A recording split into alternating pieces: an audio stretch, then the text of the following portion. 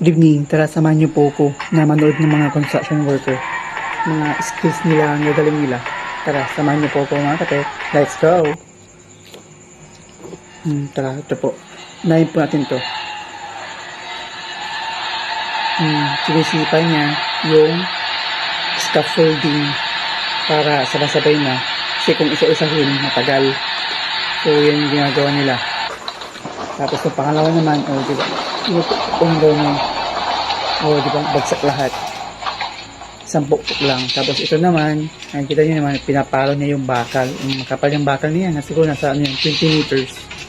Ito, 20 meters, no? Para sa sa flooring. Ito naman, tumatalon-talon siya. Diba? Nagulat din siya sa ginawa niya. Ito yung pinakamalupit dyan. Napakapakan para yung bakal papunta sa ilalim. Ang lupit ng mga lahing ito.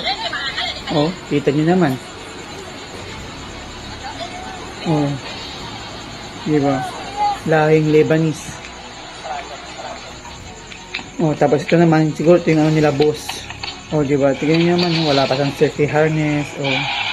Pinapalo-palo lang niya.